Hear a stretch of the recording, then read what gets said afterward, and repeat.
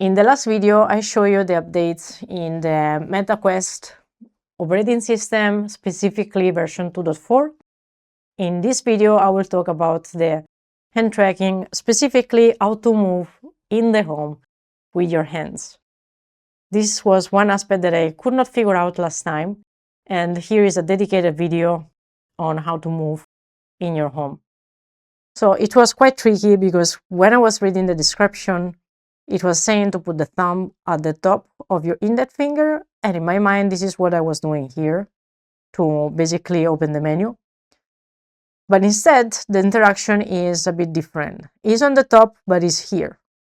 So this is the top. You see, now I have a pointer. So that's how you move. You point at the direction and you do like this. And then when you release or click, you should be moving. Now, when I tried this, the first times it didn't work. So sometimes it works, sometimes it doesn't work. Maybe because it's a new feature, I don't know. But that's basically how you move. And you see the arrows here. So if you press and move lateral, you should be able to change orientation. Like now I'm basically moving laterally. But yeah, that's how you move. And as I mentioned, sometimes it doesn't work. Okay, that's... Sorry. I was not one of the Fantastic Four. It was just trekking going wild. But yeah, that's how you move. I think it's very unintuitive.